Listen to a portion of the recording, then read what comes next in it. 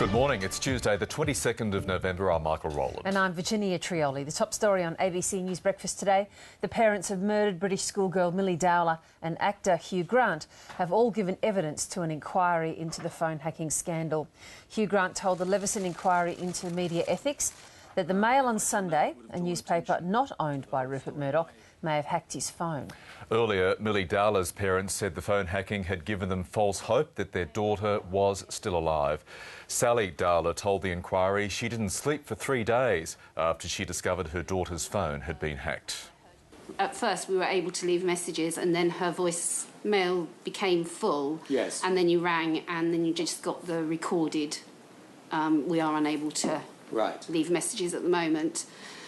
And this was gone, so I was used to hearing that, and we'd gone up to the Bird's Eye building to look at the CCTV, and we were sitting downstairs in reception, and I rang her phone. Yes. And it clicked through onto her voicemail, so I heard her voice. Yes. And I was, it was just like I jumped.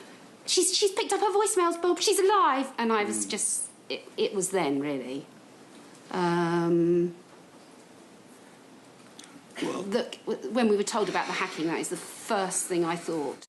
Well, I think given the gravity of what became public domain knowledge about what had happened about our phone hacking situation and the circumstances under which it took place, one would sincerely hope that News International and other media organisations would sincerely look very carefully at how they procure, how they obtain information about stories, because obviously the ramifications are far greater than just an obvious story in the press. And I think, as our daughter Gemma said to Mr Murdoch when we met him, use this as an opportunity to put things right in future and to have some decent standards and adhere to them.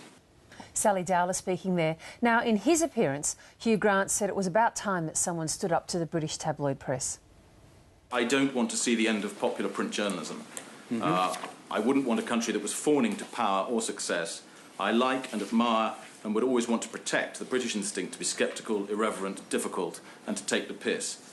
And that a free press is, of course, the cornerstone of democracy. There's no question about that. I just think that there has been a section of our press that has allowed to become toxic over the last 20 or 30 years. Its main tactic being bullying and intimidation and blackmail.